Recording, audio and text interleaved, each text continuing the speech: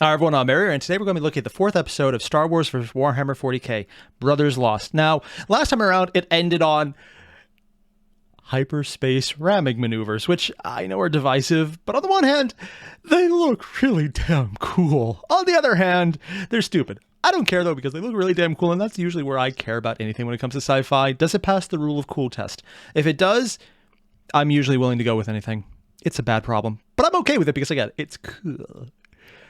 Yeah, I'm that kind of idiot. More importantly, though, we're just going to jump right into the situation I never expected, where the Warhammer 40k side is the less evil one. For now. Somehow. That still feels weird to say. Yeah. So if you haven't already, there's a link below to the original video from a fan with too much time. So far, previous 3 episodes, I love this. I love the way the writing's improved. Even just from that initial beginning, which I think was a little rough, to much better introductions of characters, it's shown a lot of really good skill, and I want to see where this goes. So if you haven't, link below. Hit it up, and let's get started. Ooh. Okay, I'm pretty sure that's, again, I don't know which game that's from. There's a lot of them, but something big hitting one of the Warhammer ships. It looks older. Is this from one of the PlayStation 3 games? The Space Marine one, maybe? I don't know. Because I don't think...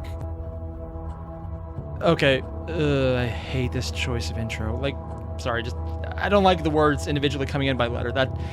Oh, and they go out the same way too. Of course they do. Sorry, I just have personal issues with that transition. Really cool animation, though. I love seeing things break down. The Battle of System K749. You didn't need to do individual letters. Why? And they're doing it out as well. I know you're spacing it out to give something moving on screen to go along with the music so the tone doesn't sound off-putting, but... Oh god, more? Why? And it's going backwards, so we can't actually read it either. We know what it's going to say because episode 4, Brothers Lost. I do like the color choice, though. Not so much about the expansiveness, but that's personal choice than anything else. And they leave by individual letters wider. No forgiveness, no retreat. Whoa! Renfai was yelling as though... Okay, I just want to take a look at that again, because that was... I have no idea what game this is from, but god damn, does that look cool! Is this like a fan-made character? Or not, like a model destruction? I don't even know, but it looks amazing. Renfai was yelling as though his voice could reach the clone captain. Dr. Sheena felt a strange pang echo within her as she watched, her eyes fixed to the sensor readings as Captain Kraken's Venator briefly paused and oriented itself in an all-too-familiar way. Yeah. She saw the sensors register a sudden spike in power levels, and then, as another reading streaked across the screen, her eyes snapped up in open disbelief. Chrono radiation. Captain! The Jedi called one last time, panic riddling his voice like maggots in rotten meat. It was over in an instant. A terrible, shining instant. And if they see him before anyone else, they're really not going to be happy. By that, I mean the 40k voice side. To an inhuman scream, a reptilian sound of teeth and tongue and throaty horror which reverberated in the air.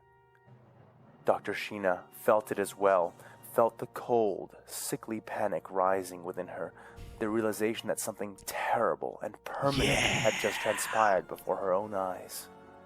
The knight collapsed, overwhelmed, his claws grasping his broad head as if to hold it together as... Huh, is he getting a psychic backlash because of how many psychers there are just generally in the Imperium? Entirely possible, actually. Doubt it, but entirely possible. Also, considering the 40k prohibition against non-humans, if they see him to start with, considering he looks not really Kroot-like, but more than that than any other alien I can think of, yeah, no, I mean, they would already go on the xenocides, but, yeah, this is making it worse, but honestly, it's not making it much worse than it already would have been. They're just making it worse faster. Bloodshot streaks painted the yellows around his corneas, and thick veins... It's kind of cool seeing a Jedi actually freak out, though. Especially one that was shown to be very controlled. And yet, Dr. Sheena empathized with the Trandoshan then, more than at any other time. A hyperspace realm. Illegal under Republic law. Oh. Illegal under Separatist law. And even the Hutts forbade such unthinkable use of hyperdrive technology. Okay, so they're handling it by, not that they just created it recently because they never thought about it before, because in the movies they couldn't, because prior to recently they just wouldn't have the technology to make it look decent, and explosions were even hard, but still pretty cool, so we went with it. Other than that, they're going with, okay, so it's illegal. People mentioned this. I wasn't entirely sure if that was inside or outside of the, I guess, I was going to say fan fiction canon. I just realized that. Wow. I'm sure the story narratives canon. The fact that they're including the Hutts doing it, that like Republic, I can get that because Palpatine's in charge. CIS, I get that because Sidious in charge, who, I mean, it's definitely a different person than Palpatine. They're just very rational leaders who happen to never share the same room, but are also always in the same room. How does that work? I have no idea. I'd say spoilers, but let's be honest, we all know that one by this point. If you don't, I am so sorry. Why are you watching this? But more importantly, the Hutts. That surprises me. Just because I think it's one of those, yes, we don't want to do it. I don't know why in my version, Hutts have a Russian accent, or as close to a Russian accent as I get, but them agreeing to that is surprising. Yeah. It's more like, Even we won't do it. the It'll get caught. Sith knew enough about the danger of that kind of trend to avoid it whenever possible. And Captain Kraken had just broken a million laws across the breadth of known space to kill the flagship of a potential enemy. A potential enemy. I mean, no, they're definitely going to be an enemy now, and I still think they would have been before, but also, goddamn! There is a lot of yes there, just in terms of matter. I do like how they're still showing the line going up and down it and through it as well, showing the break apart where it's just been cut so fast that it's almost instantaneously turned into energy, so you just see the white existence of evaporation of material. That's still such a cool effect. And I thought this was a creature at first, like an alien from Alien. But no, that's the ship, isn't it? And people keep telling me I missed this part. But this was not the flagship. This was one of the transports that had the survivors they were evacuating, which is horrible. Also because I didn't realize 40K ever bothered to save people. That's an honest question because have they? I thought it was usually, well, this planet's fucked, kill everything. Meme aside, I didn't realize they did evacuations. Dr. Sheena liked to think of herself as heavily pragmatic. She was fast to know what should be done, even in the face of petty moral right through the considerations center. and cultural aesthetics. Logic was ruthless, and she liked to think of herself as an acolyte of logic. But this was madness on a level she could never have expected and would never have recommended.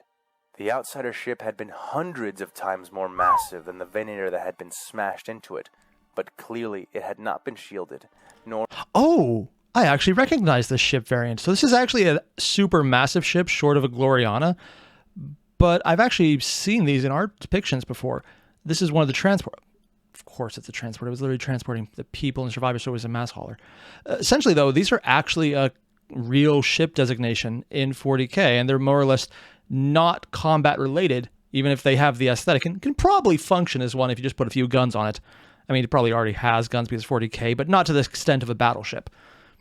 But yeah, these are one of the larger classes of ship, though. I thought it was going to be a smaller transport. Like, no, I recognize this. These are actually quite massive. That said, not to the case of some flagships or Gloriana class, but I mean, Glorianas are bitching huge. So I like how you can kind of see where the angle breaks out. At first I thought, oh wow, is this thing so dense that it actually stops something going at light speed? Because it went only to here? But no, you see the blowout over here, so it looks like they didn't get a one-to-one directly through it. They're going in at an angle, and you can see where the angle breaks out because you can see the backsplash here where it's not coming out the front side as much. Partially due to artistic necessity. That's the word, necessity. So you can actually see what's exploding, but also because you can see so much in the background and just, it's so cool. Sorry. I know it's stupid, but it looks so stupidly cool. Or even as armored as a ship of that size should have been. The entire front end of the massive vessel was blown open and curling away like a junker artist's rendition of a flower made from a steel can. Blue and white scars of Odd. superheated metal glowed like filigree across every scar, every rent and tear. Rescue, Renfai muttered, still on the floor. Sir?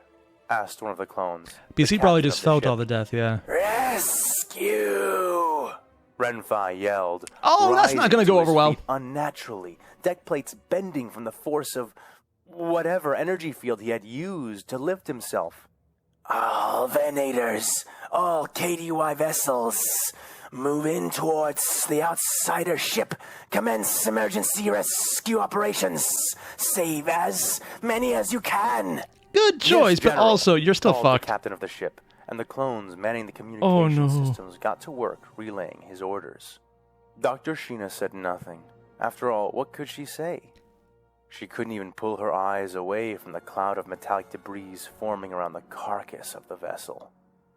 Distantly, she was impressed by the ruggedness of the vessel's engines, still burning, turning the ship in a sputtering, slow spiral. God damn. Despite its structure having been disemboweled. She didn't want to think about it. Wanted to look away from the glowing metal, away. Okay, so it wasn't just a glancing one, but the engine is still working. Just judging by the art and the way it's described as taking out the entire front half of the ship, I mean, this is not a battleship as far as anything that is still a frontline type of ship in 40K is not a battleship.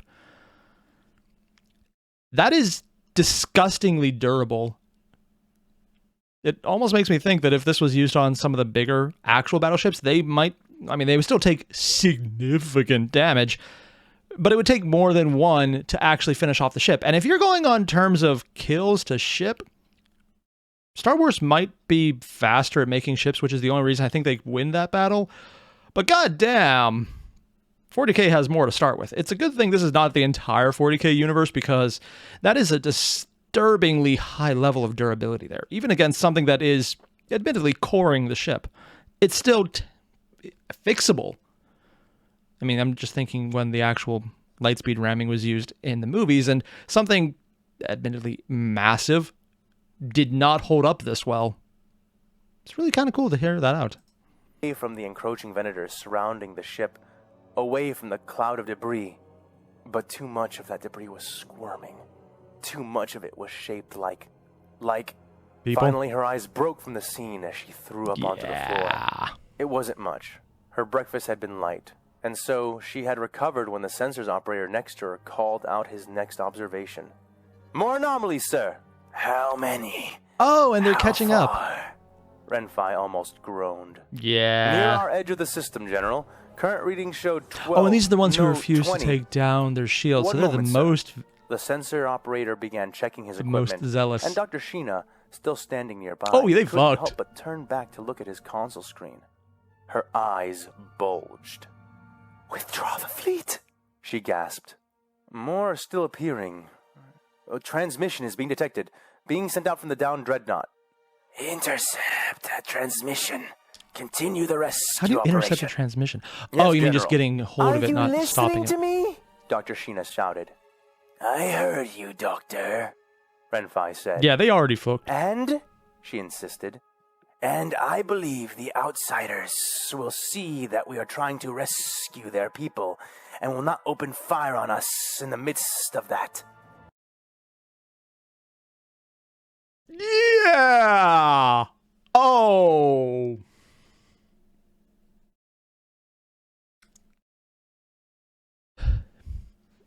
If they think it was a search and rescue operation, maybe they wouldn't. If it wasn't Astartes in charge, and if, from the 40K side, a partially destroyed ship with unknown Xenos origin breaching into the vessel and taking people out doesn't look like a Dark Eldar raid, which is usually worse than death. Because you just, no, I'm not going to describe it because YouTube Terms of Service would not be okay with it.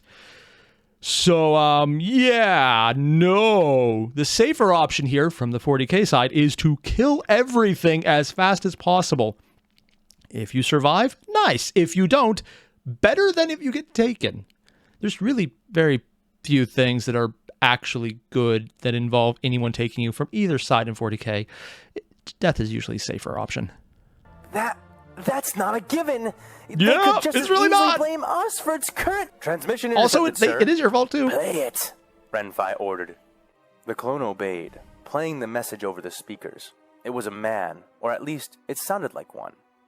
He, or it, was almost shouting, his voice rich with panic and zeal of a kind that sent shivers down Dr. Sheena's spine. The language was alien, guttural, and yet not nearly as alien as the doctor would have thought from an extragalactic species. Get the protocol droid working on deciphering that. Oh, they don't have Renfai English ordered. yet. Or is it binary? Yes, sir. Update me on the anomalies, the Jedi said. Right. I guess it's more High Gothic, which is Sir, more like Latin You're not English. going to believe this. Low Gothic, I think, is English. Speak, trooper. I'm counting well over 200 vessels, General. Then we still outnumber them. No, you don't. The KDY fleet is massive. Well over 1,000 ships to discourage an attack. Technically, Sir, yes, the but by smallest tonnage you vessel in their don't. fleet is 2 kilometers long. The largest I'm seeing is 12, maybe 13 kilometers long. And it's not just 1 or 2. Yeah. I'm detecting 6, no, more of such vessels. General, they are accelerating. Dude, Open I love hailing 40k warship art. frequencies. Try to is contact them. cool. The clone nodded, strapping on a thick communications headset as he began to scan frequencies for active use. Stop this! Look at that fleet! We can't fight off that many dreadnoughts. We have none of our own. Everything in that outsider armada dwarfs us, but Doctor, I can appreciate how stressful this must be for you. But this is now an active operation.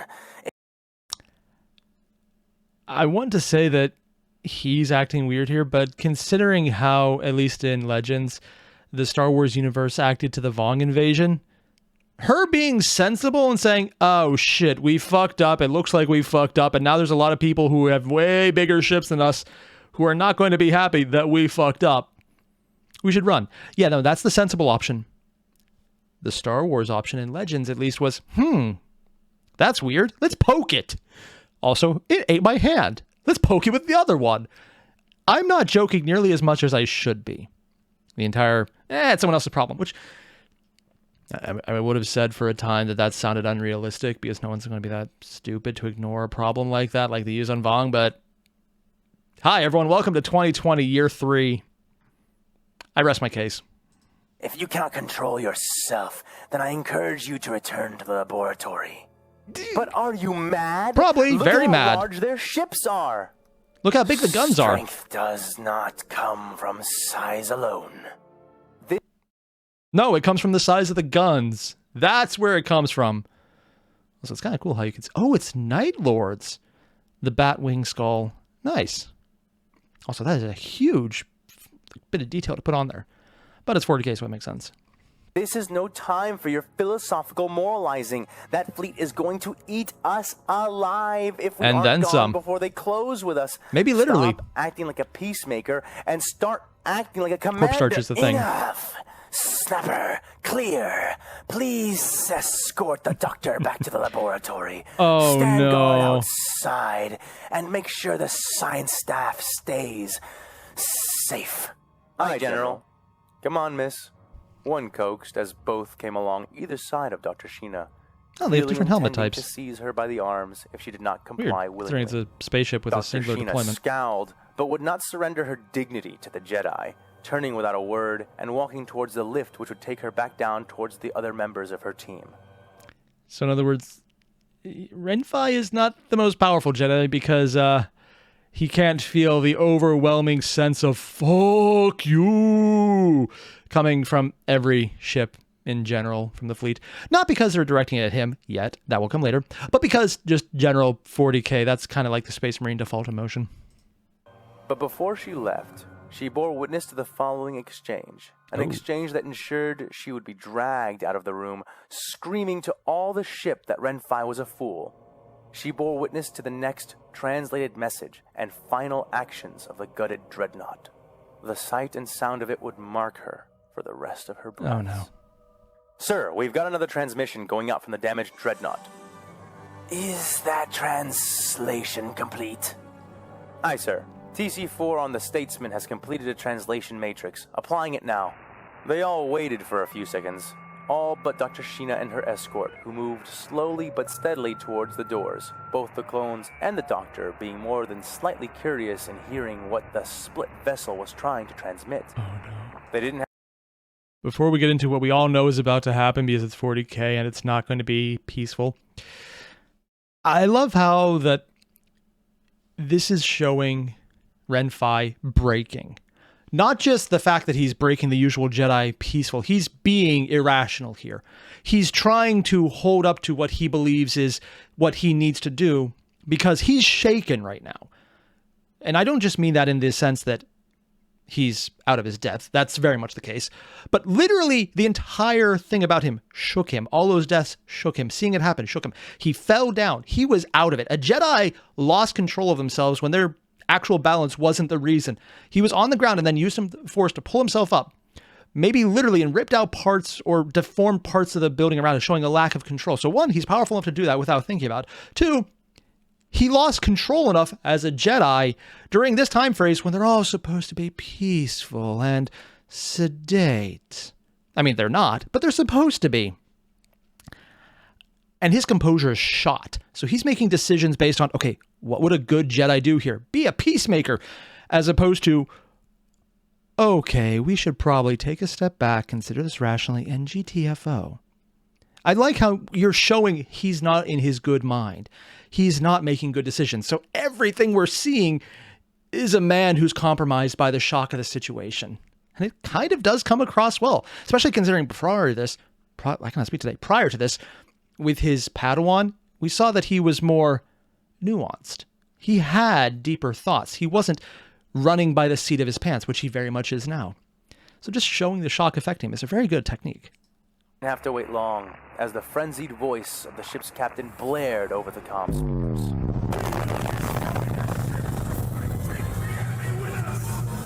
Does it take the enemy with us? What? Oh. Did it just blow up?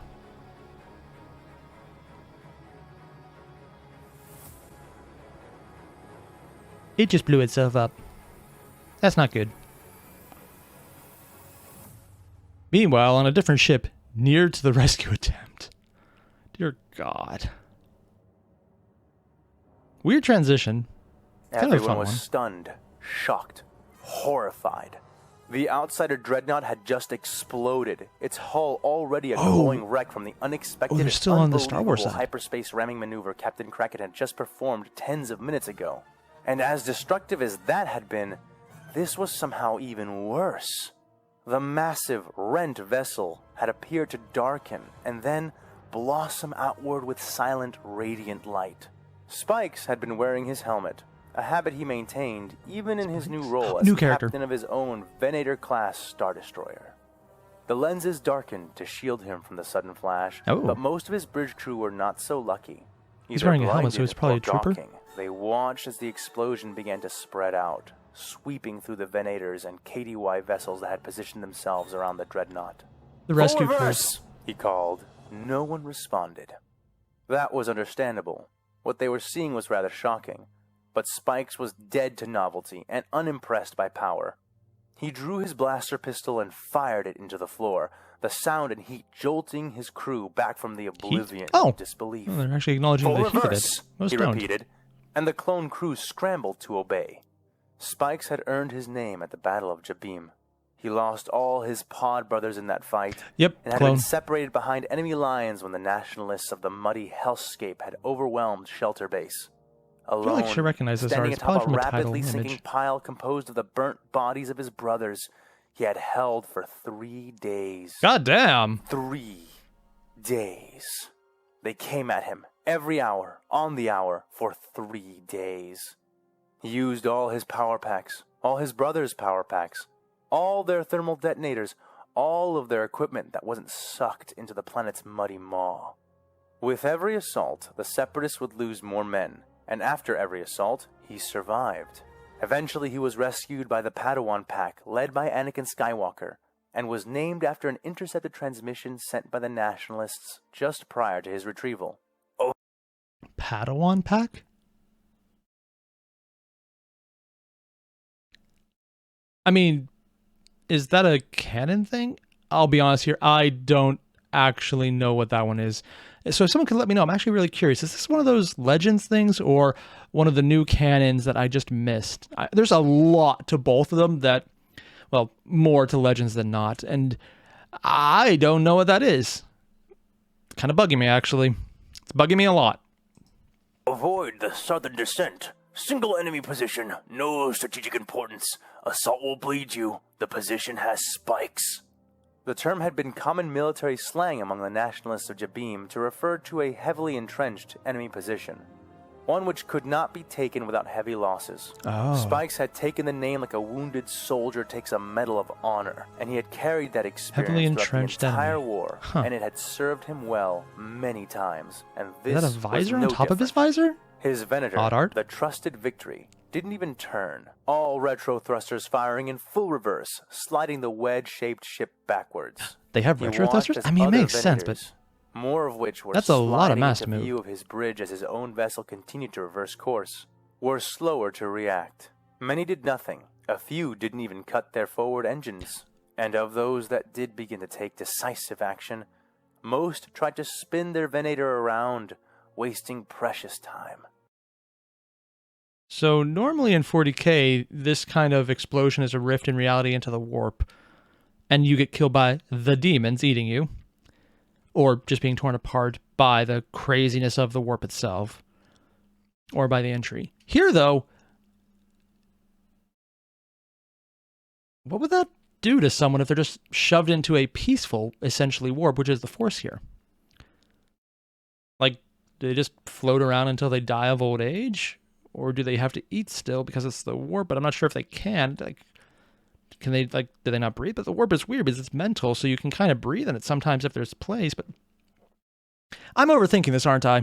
Yeah.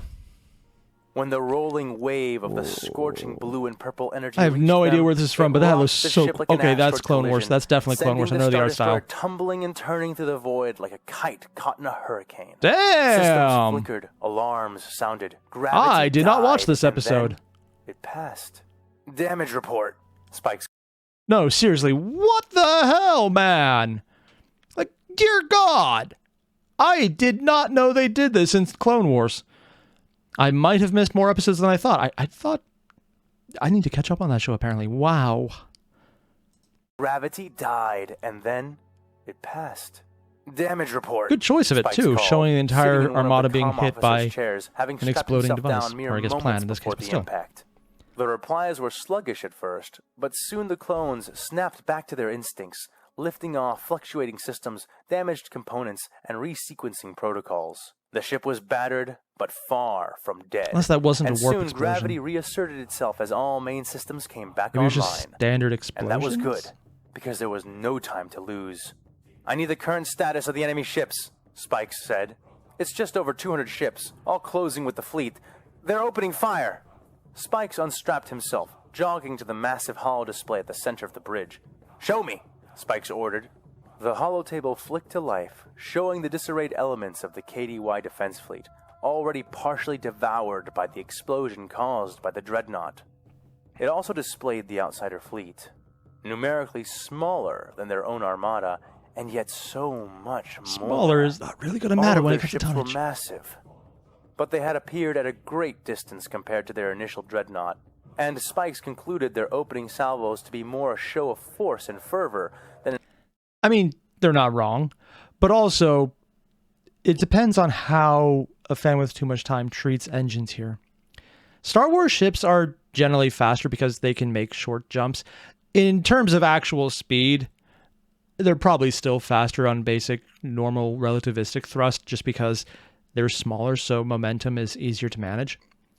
But they could also do in-system jumps between planets because if it gets too big, they just get pulled out by the planet.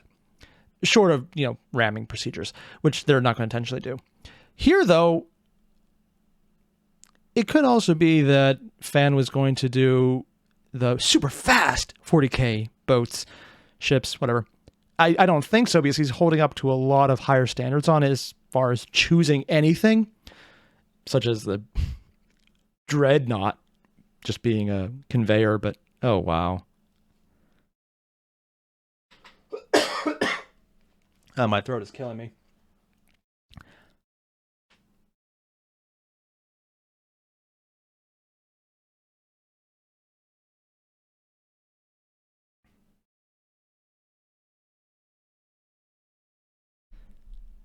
But from the 40k side, taking these shots wouldn't so much be warning shots as reasonable approximations that if they put enough DACA in a general spread around where the ship is and where it could go, they will get a hit.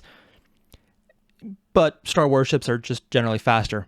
They have very little that could probably damage a 40k ship, but as long as they're not at knife fighting range, they can probably do a good job of not dying. That said, having seen anything in Star Wars involving ships, they're going to get at knife fighting range because they seem to do that every time. An effective attack. He quickly realized his error when the Courage and the Coruscanti Honor, two fellow Venators that were drifting nearby, were suddenly struck by pillars of crimson light. The beams were almost as wide as the Star Destroyers Oh, they're a lot closer themselves, than I thought then. And while the shields seemed to hold for a moment, they quickly collapsed. Spikes was dead to novelty, was unimpressed by power, but even he nearly paused as he watched the two sister ships melt like candles. Yeah, you might want to run now. Touch of the outsider weapons. Nearly. Angle the ship to face the enemy fleet. Lower our profile, he called, and his crew responded. Which is honestly one of the better options about the not Vendors. A moment too soon. The fact that as the a command similar bridge is pillar set so of high up red and has a bigger streaked profile, past though. their starboard side, skimming the shields and scorching the plating. But it was just a scratch, a scathing hit, a small thing carrying a large lesson which Spikes took to heart. Contact all surviving Venators in our area. Move. Tell them to drive for the destroyed dreadnought. Tell them to use the debris and the skeleton of the ship as cover. We will lead the way. His orders were carried out, and even parroted by other canny officers of the Republic Navy, and soon he and 8 other Venators were cruising full thrust for the drifting white-hot wreckage. That's 8 Venators, though. What about the rest? Barely escaped. How many did they lose? He knew Because they outnumbered turbo lasers 200 would fleet be ships. Ineffective at this range, far slower than the truly light-based energy weapons that were being fired at them from so many thousands of miles away. Sir, shouldn't we... Wait, say that again? Get me in contact with the ships around us. Let's link up into a fleet grouping. I've got the start of an salvos until we can engage with our turbo lasers. Get me in contact with the ships around us. No, I think I missed it. What was that about light-based? Energy weapons that were being fired at them from so many for the drifting white-hot wreckage of the explosion that they had just barely escaped. Already he knew turbo lasers would be ineffective at this range, far slower than the truly light-based energy weapons that were being fired at them from so many thousands of miles away. Now that's interesting. 40,000 of... Huh. Yeah, it makes sense because Star Wars guns, I wasn't even thinking about how slow the guns are by comparison because I was assuming that if they got close enough to use them, it wouldn't matter. And yeah, considering you can usually see their shots in the screen, it's so consistent. I know it's done because, I mean, you can't see it on the screen if it's boring. Or let me reverse that. It would be boring if you couldn't see it on the screen. But to think that the 40k side had such instantaneous faster than light ones? I don't know nearly enough about ship combat to say anything about this, so I'm going to refrain. And I know for a fact that in the Golden Age, they could do some crazy bullshit. So faster than like light weapons is perfectly within range of what I think they could do. Would the 40k verse know how to do that? I don't know. Entirely possible, though. Especially depending on the author writing it. Shouldn't we close with them? Get into effective weapons range? Yeah, no. No need. They're coming to us. We need to survive their salvos until we can engage with our turbo lasers. Get me in contact with the ships around us. Let's link up into a fleet grouping. I've got the start of an idea. His orders carried out. Soon, the trusted victory... Well, so far, he's already more competent than most people. And I'm including that on the 40k side, too. Having nearly reached the debris of the massive nobles in the ship 40k. corpse. Checking the sensors on the holotable, Spikes could see the fragmented response of the Armada taking form. He was not receiving any orders or directive from the Jedi General in charge of the operation. Oh, are they dead so already? He assumed no one was. Half the surviving fleet was forming up around Renfi's flagship, the Oh, Honor nope, Hound. still alive. A quarter were charging the enemy fleet, mostly made up of dedicated, non-clone crewed KDY ships. Even that quarter matched the actual number of the charging ships, but they looked like a cloud of fleas charging. So that quarter... Oh. Oh. So if there's only a quarter remaining, and that's about 200 ships, they have about 800 ships total remaining. How many did they lose? I'm assuming it was a large chunk because they're acting like it's devastating. And then the explosion itself... It was big enough for him to hit. It doesn't sound like he was close. You know, I think these numbers were mentioned early on. I just missed it because numbers go over my head. But still,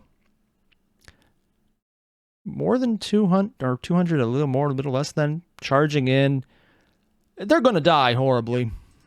But we all knew that. Rancors, and Spikes did not expect them to do much but slow them down. Not even that. 2 more ships near him were struck.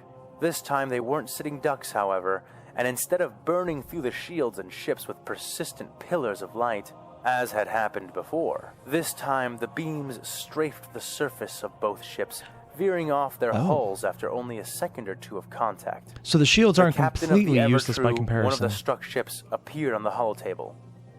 "Captain Spikes," he said. "Captain Touchy, what's the situation on your ship?" Overcharge "Well, the front, shields lower the are almost profile. out, and Makes it just sense. got a lot hotter in here, but we seem to be doing all right. Having our sides to them helped reduce the area of contact, but I'm not using that port hangar exit anytime soon. I think they're using some kind of composite laser weapon to attack us from this range. Captain, Laser? the Republic's glory is Fancy drifting words. out of formation," called a trooper. Before Spikes could even ask for it, an image of the stricken Venator was displayed for him, still mostly intact, save for the 2 bridges located at the top of the ship. Yeah, that's Both still stupid. smoldering with molten metal. I know it's done for rule of cool, and I'll give it that. It looks cool as hell, but the bridges up there, even on regular Star Destroyers, it's stupid. You put it in the center of the body where no one actually gets hurt. That's fine. That's all you need. I don't even... It's rule of cool. I'll give it to them. But in terms of stupid, I think this is still dumber than anything to do with lightspeed ramming. Already escape pods and fighter craft were launching from it, while its engines, mindless and rudderless, continued to burn at full thrust, gradually veering away from the group. Spikes thought it would surely collide with the debris they were aiming towards. Would that do but anything? he was wrong. A second strafing pillar of red waved across it, and then a third firing between the They're not getting formation, rid of any hitting chances, nothing. yeah. But Or they the are one getting rid of additional any chances impact someone's in was there all using it as a the decoy. Republic's glory could take, and its hull was sheared away, a quarter of the ship departing on its own momentum, while the mostly intact remnant of the Star Destroyer spun wildly, its damaged engines twirling Mostly through intact space remnant. before it terminated 48 Oh, seconds the remnant later that's mostly with intact, an not the explosion. remnant of the ship. Spikes considered retreating then, and decided that even if he did ultimately do so, he would not leave before drawing blood for the Republic. Well, he's Soon, fucked. He and the 7 surviving Venators were among the debris, and no more fire came towards them. Surprising. For it seemed the enemy knew that their light-based weapons would be rendered vastly weaker if they fired them through the particles and lumps of the debris field. Really? Yet clearly they were not forgotten, for it was... Oh, now that's interesting. Sorry, because they mentioned that the weapon they're being hit with is a composite laser, I was like, okay, cool, sciencey talk. So talking about how particle interference with a laser reduces its power, I wasn't expecting to hear that because that's real. To drop something that's kind of weird. Laser weapons do exist. They're just really power intensive. For example, the base test right now was to have an entire truck hooked up to essentially a battery with one gun, one laser weapon tested by the Navy to see if it can shoot down an incoming missile.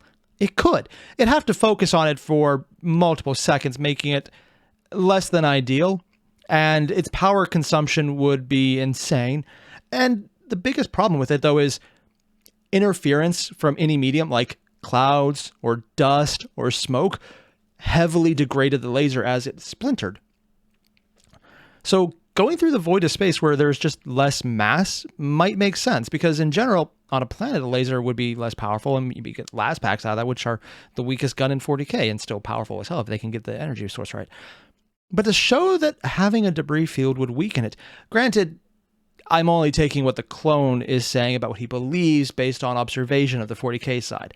That said, I do like how it's a reasonable observation based on how we know physics work in terms of these laser weapons existing in reality. Never something I thought I would say in Star Wars or 40k, let alone a fanfiction crossover between them. Never thought that part would happen. Easy to see that an entire squadron of the smaller, yet still large craft had peeled away from the main charging force to address them. As they waited, Spikes set about arranging the ships, watching the enemy approach, and finally biding his time. For As what? he did, he redirected his attention briefly to the Like, I know battle it's being the waged attack, by the but what KDY kind? assault and the encroaching battle fleet. He blinked. They were gone. Almost all gone.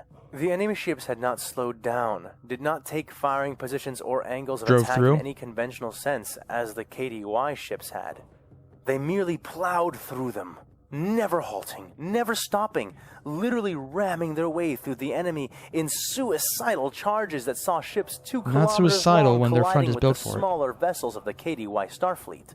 And yet, they were not suicidal charges. Yep. Even as the KDY vessels began their haphazard assault on the faster leading ships of the enemy armada, Faster? even as they rained turbo lasers and concussion missiles upon them, the ships did not stop, and they did not break. Okay, and that does tell us how a fan with too much time is treating 40k speeds. He's going more on the fun aspect, which honestly, I'm perfectly all right with. There's multiple authors who talk about how space combat works, anywhere from taking minutes to hours to seconds for everything to happen. Usually it depends on how much immediacy you want to give a scene. And there's no consistency about it at all in much writing. There really isn't. Like, you'll get numbers about what it's supposed to be, and then you'll get whatever the hell the author wants. That's pretty established 40k. And with their general idea of everything is real and nothing is real, and we'll figure out what it is when we get to it, and then we'll not make up our mind. Considering that is an accurate representation of how they treat things, yeah, that makes sense. It's cool to see that he's moving on okay, so they're actually really fast still. I was thinking more they would be on the slower end, but no, he's going with the fast one, in which case, other than just moving through, well, space faster than is normally thought safely, wow, that's a word, safely by the 40k side, without the interference of the warp, if they can just get their bearings, so they could probably move a lot faster, but until they get to that point, not really a safe option. Not one. Yeah, they have very Upon many getting advantages. a cleaner image of the ships, he realized why. They had prows. Giant armored prows. Ramming ones. Most of their guns seemed paradoxically to be mounted as broadsides, as on an archaic ocean transport. Yeah. With only the occasional long weapons battery or two slung under the prow or over the port or starboard shoulders of the ships.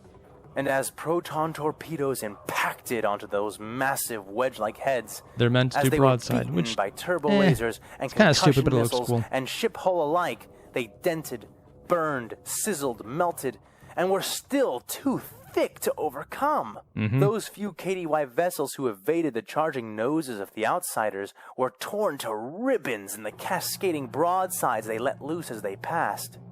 The guns were so large, massive. Where a Republic vessel of that size could carry 40 or more weapons batteries intended for ship-to-ship combat, some of these vessels had as little as 10, some perhaps less.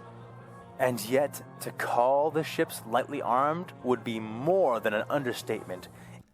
Yeah, their guns. Also, I'm going to come back up because I love this image. Yeah, that's one of the things about ship design in 40k. You can tell because they have broadsides, they're prioritizing bombardment and mass amounts of firepower, which makes sense. DACA for the DACA is a completely viable strategy. But in terms of just how it looks, yeah, ramming speed makes sense, but you're supposed to shoot them when you're passing them at speed, which is kind of how this doctrine would work. It's basically naval warfare of the British. It's how their fleets worked. And most other fleets at the same time, because they kind of all copied each other. Yeah.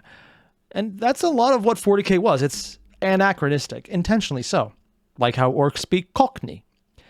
which I know I'm not even going to try and do, so I'm just not. Just no.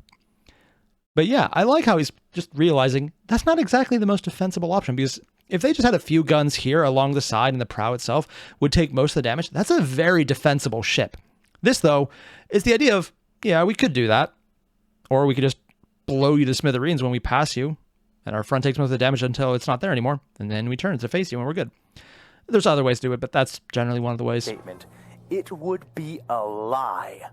The guns were larger than many of the KDY's whole starships, dwarfing freighters, light frigates, I and just saw the all guns coming out of the skull starfighters head. deployed against the ships which bore them.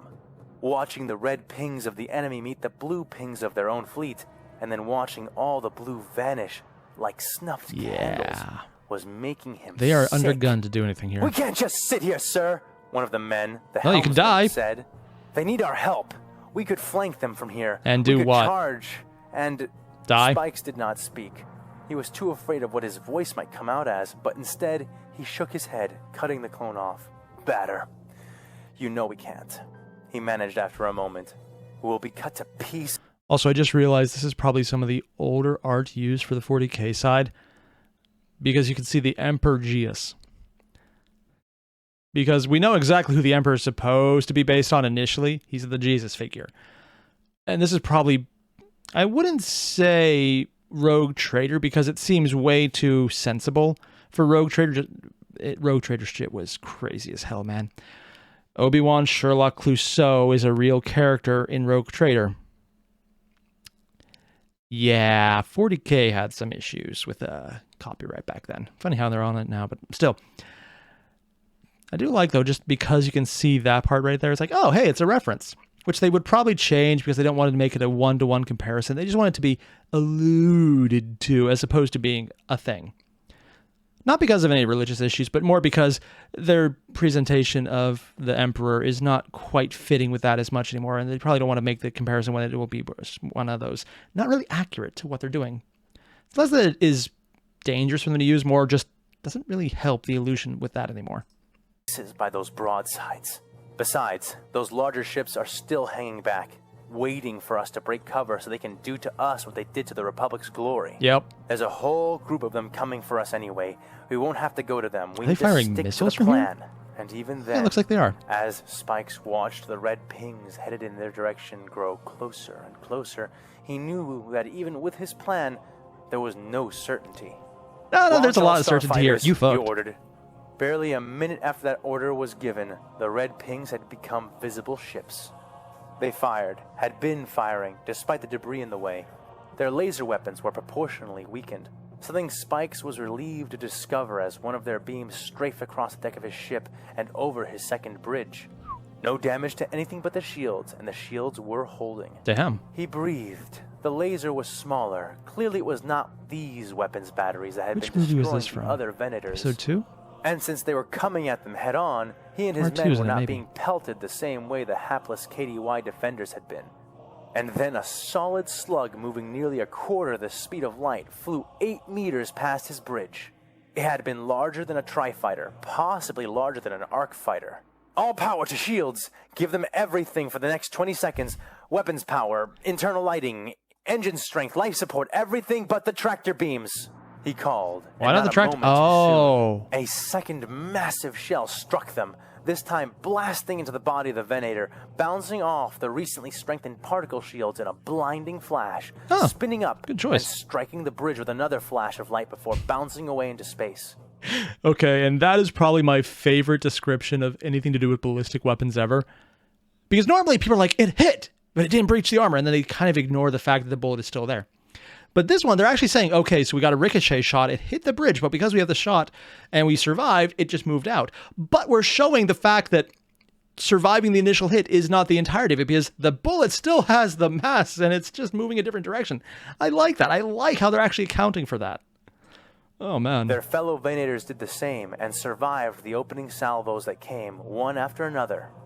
Then the outsider ships stopped Ballistic firing, weapons, man. now clearly of one mind, ramming. Steady. That, they Spikes probably don't need to called. worry about the debris field as The much. ships were drawing closer, engines leaving trailing plumes of plasma fire in their wake. Those plumes suddenly doubled in intensity as the ships sped up even more. Shut off all shields. Redistribute power. Stay steady, troopers. He Shut yelled, off shields? seeing his crew shuffle and tighten their grips on their controls. I'm sorry, did he say shut off shields? Fire in their wake. Those plumes suddenly doubled in intensity Yeah? as the ship sped up even more. Shut off all shields. Redistribute power. Stay steady, troopers. He yelled, seeing What's his he crew planning? shuffle and tighten their grips on their controls. They did, and the familiar, safe hum of the shields died. That It is was weird. no matter. As he had already seen, it was a false comfort when dealing with these extreme weapons. Their maneuvers would save them, or nothing would. Oh, because they're Now, being rammed, that's he why. yelled. At that moment, 56 heavy tractor beams, all of which had already been locked onto an enormous slice of the broken dreadnought, swung their emitters in unison. The piece of metal easily... And that's why he mentioned all power to shields except for tractor beams, because he was planning to do something. I thought initially he was going to use it to give themselves more cover, but no, they're literally throwing rocks at them. They're literally throwing rocks. Oh my god. large enough to cover them all, even while scattered, flew through the void on invisible tethers of energy. Yep. And stopped abruptly right in front of the charging ships. They attempted to veer, fire engines sputtering and dying as they labored to slow their momentum. But it wouldn't be enough, not nearly enough, not when the next part of the plan kicked in. Oh? Push! Full forward! Spikes yelled. Tractor and the beam venators power to did move as things ordered, forward. Their own sublight Tractor beams trails are glowing kinda broken. brightly as their engines flared to full.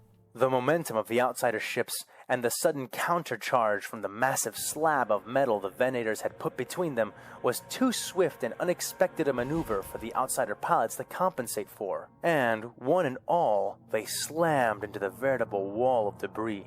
The outsider vessels crumpled somewhat, Oh. windows blowing out across the lengths of all 12 But- ships, and small explosions and balls of fire bursting from the seams and strains.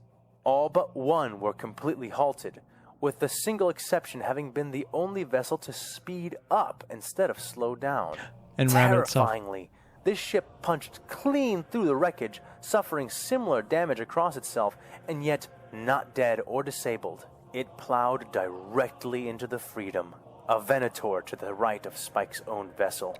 And he watched from close range that Venator's as not gonna its have good massive days. prow nearly cleaved the Star Destroyer in half, annihilating it. By the many moons, one breached the wall! Ignore it for now. Starfighters, stick to the plan. Hit them with everything you've got. Aim for the rents and breaches. Go, go, go! At his Oh. Oh, this is cool. Oh, and this must be the art they were talking about. They moved the ship up because, yeah, these are not the supermassive ships. Also, does really show how big that wall of debris is. And you can see the one hole where it got through and there's a break in the line. Everyone else hit it. Yeah. Mass conveyors, man. They are huge. This is actually really cool. And you can see the guys coming in from behind. command, the Dude. Arc-Wings, Y-Wings, and other attack craft they had launched prior came out of hiding from I know the debris Astartes clouds have all around spaceships them. or like The individual wounded, fighter craft. halted Haven't seen them outsider used ships yet. were trying to back out of the sudden predicament they had found themselves in. But they Not good were at reverse. sluggish, stunned, or unable to understand precisely how they were being stopped. This is something I don't As think the they've ever Venators seen in 40K. continued to drive the Tractor wall beams are a forward, bitch. keeping them taut against it. Without a fighter's screen to fend them off, the pilots had little trouble finding their marks, using all of their heavy ordnances, launching every last proton torpedo, concussion missile, and area control mine. I do not know what this ship is. Sorry, this is more just an absolute geek. This is the original art, I'm assuming, because it does match up the wall in the 40K side versus the Star Wars side. But I don't recognize this ship. I know this is the basis of the Y-Wing. Might actually became a Y-Wing later, but like it's the precursor for it. This one, I don't recognize, and I really am annoyed by that because I thought I had a really good understanding of the basic ships. And they had. The effect was 11 crippled, dying ships, Oh. all falling apart in the void of space. Really? Now there was just one left, but that may have been one too many. That is surprising because I was working into the idea that the shielding is so intense that, like, just physical shielding, and well, I guess none of these had void shielding, but they would just have so much armor that 40K side would easily outmass anything Star Wars could put into it just on sheer destructive level at the level of technology they're working with right now. When we're talking about the super destructive aspects of Star Wars, they're not here. And if anything, considering Center Point Station's a giant tractor cannon that they can use as a weapon offensively if they wanted to, it would be effective. They just do this and swat people with planets. Yeah, they could probably actually do that now that I think about it. But I'm surprised that Star Wars is being given guns like this. I thought they'd have to be a lot more creative to figure it out, but no, they're getting a buff here. Unless I'm very much underestimating the Star Wars size. Well, I mean, at least in the crossover aspect I am, but I guess it kind of makes sense. Star Wars ships are giving better guns, where the 40K side are moving faster. It does kind of level the playing field. And it would be underwhelming otherwise if it's just, we can never beat the 40K side. But also, they're never going to catch up to us. Yeah. I just realized that that's what's getting me, and not the fact that they used a bunch of tractor cannons on a bunch of ships just to move a giant pile of space debris the size of some moons. Moons can be very small. And that they functionally use that as a giant, well, shield. Yeah, that part didn't even bug me in the slides, but guns being able to pierce their armor did. Weird. Crippled, burning, and firing all the while, the ship's head was still buried in the broken body of the Freedom, firing into the ships to either side with its broadsides. The tempered trooper was taking the rent ship with into it? pieces with the large shells that had been fired before. Wow. Having no shields to defend itself with as it aided its fellow Star Destroyers in pushing. The Vermilion Senator activated its shields before the volleys of metal death reached it, but it only survived marginally longer than its sister, the shields taking 2 strikes before collapsing, leaving the ship defenseless as it was filled with more munitions. Yeah. 5 Star Destroyers remained now, and only for a few more seconds at this rate. Open fire! All venators, all turbo lasers, all weapons, fire, fire, fire! Spikes yelled. Are they going to be His whole enough, though? ship shook violently as one of the shells pierced its hull, ripping open the hangar to space. But it was too late to worry about damage. All that could be done now was to shoot and shoot and shoot until nothing remained, either of the enemy or of them. And it worked.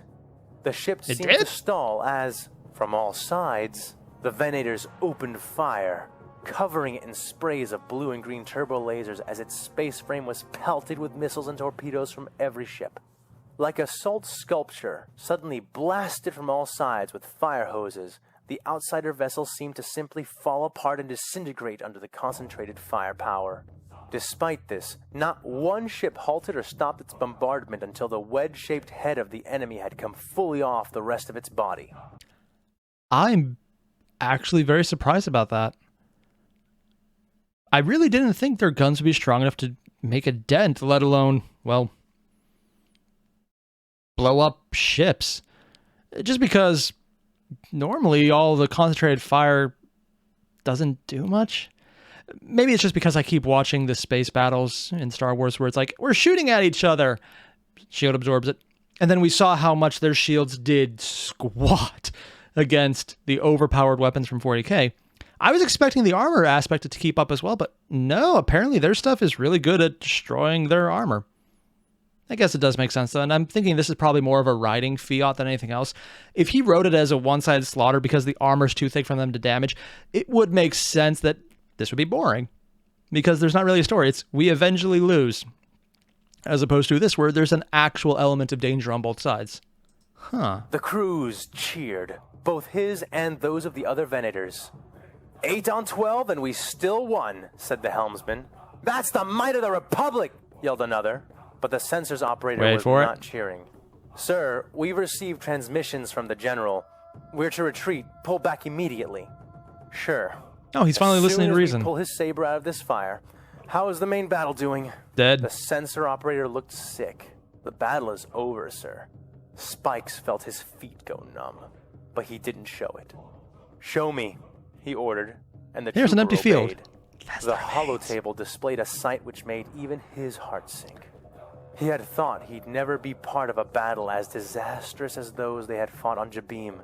Not ever again, not this late in the war.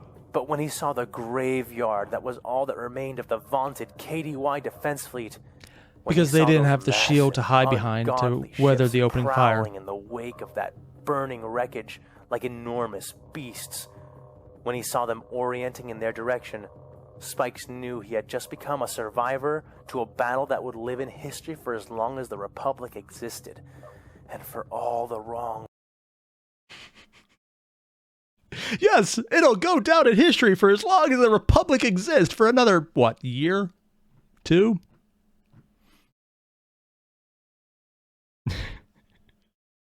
I know it's supposed to be like, I will remember this. This is scarring for life. It's that big declaration about time.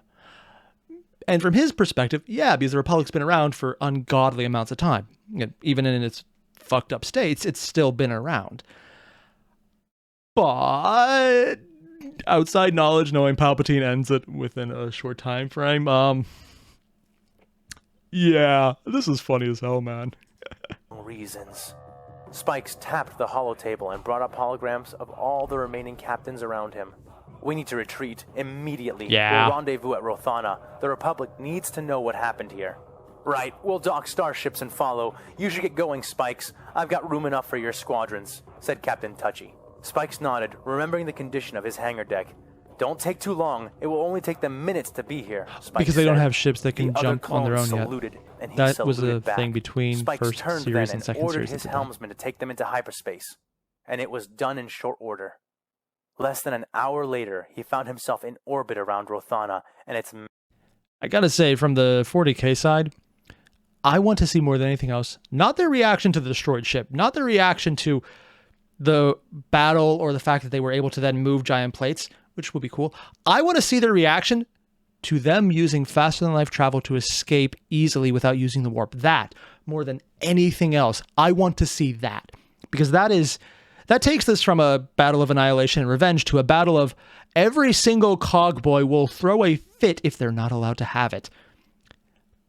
Because honestly, that is game-changing for anything to do with 40k. Faster than light travel that doesn't use the warp.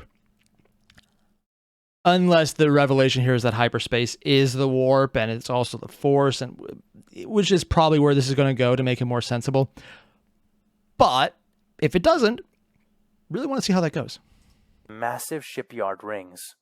Several other survivors of the battle had beaten him here, presumably having fled from the main battle before being taken apart. There were 25 ships there, including his own. General I thought it was Renfai's 200 they had. flagship, Or did they the lose that Honor much? Hound, was Might be missing not sign. present. And the 4 other Venators and their crews and captains never made it to the rendezvous. In fact, they were never heard from again. Captain Spikes waited. He was called to Rothana to provide a report, but he waited. They had been Big right orbital behind ring. him. He had only gone before them because his hangar had been damaged. Jedi arrived at Rothana from the retreat at Anaxis. They wanted to see him, to hear about how he had defeated 12 of the enemy's ships. We hit him with a big piece of metal. But Captain Spikes waited. He sat, legs over the edge of the crew pit stations. He gave no more orders. He had no more orders. But his men stayed with him, and they waited for their brothers who would never come. And that kind of sucks. Because he made the rational decision to believe that the battle wouldn't turn that fast. So we're getting out because we can't help get everyone back from the ships. And obviously the Republic lost those ships because you guys from 40k could reorient with the bigger guns now that the biggest debris is out of the way. Yeah, that makes sense. It's disappointing, but kind of sucks for Spikes because the entire episode has shown he's the survivor. Not because he wanted to, but because he did. And he used all the resources from his dead brothers, literally brothers, probably his pod. And he's doing it again. So this guy's going through massive PTSD, even for a clone, man. Damn. Eventually the Jedi came to him. Obi-Wan Kenobi, Mace Windu, and Anakin Skywalker. The fuck? They were saying things, but he couldn't hear them, couldn't see them. He felt a hard hand fall onto his shoulder, and he looked up, only then realizing the moisture that had gathered in his eyes. But even through that, he could make out the face of Anakin Skywalker. The same Anakin who had rescued him from his doomed position on Jabim. "Spikes," he said, and Spikes knew the general remembered him. "We're going." Oh. Okay, and this does give us an idea. This is definitely Clone Wars era, but near the end. At least if this art of Anakin is any specific part to call from. How close to Order 66 was this? To get them back for this, the Jedi told him, metal hand squeezing his shoulder. Yeah, this is Somehow, post-episode 2 then. That cold, metal hand Further into it. conveyed something comforting to the clone. Not compassion, not kindness. The Jedi always had plenty of that. It conveyed understanding. It conveyed a promise. Because Anakin at this point had already gone back to get revenge on the people that killed his Promise. mother. We will get them for this, the general reasserted. But we need your help. Spikes nodded and wiped his eyes, transforming his grief, his failure. I'm guessing this into is Spikes, rage and conviction. or at least the image they're using to show him. Yes, General, I mean, they're he clones, said they can all simply, look the same. taking his leader's hand and lifting himself. I'll do whatever it takes. I had an entire idea of how a battle between 40K and Star Wars would go down in space, and I was assuming that up close, 40K would just annihilate anything. But at range, it would be more of a Star Wars advantage because they just have longer, well, the mobility aspect, so they can throw things from range and hope for the best. But no, it's literally the exact opposite based on how it's being shown. Star Wars has guns that actually can do damage. Significant damage to 40K warships if they get close enough, but 40K has significant range advantages with overwhelming firepower at range. I was not expecting it to be like this, and I'm actually kind of curious to see what exactly the thought process here. Is it something specific in lore, or is it just how he wants to portray it? Which, honestly, that's fine. That's good. It's literally as lore compliant in anything 40K side as most 40K authors. I'm still stuck on the fact that space battles are literally just whoever wants to write writes whatever the hell they want, and it's never consistent. Yeah. Some are better than others. Some are just like, oh, and we're there. Others like, we have to cross the system to get to the planet. There's a blockade. We'll hit it in a week. Whatever. This is cool. I like seeing this. I like seeing how there's a paradigm shift from what I thought it would be in the combat. I like seeing how we're getting an idea of what time frame we're in. I want to see more, man. I want to see what's going on. I want to see the 40K side. That's the only thing I wish. I wish we saw the 40K side of what this looked like to them, specifically leaving safely and not using the warp, or what would appear not to be the warp. God damn. So if you haven't already, link below, original video, hit it up. And when you're done, don't forget to leave a like, comment, and subscribe. I'll see you guys in the next one. Adios.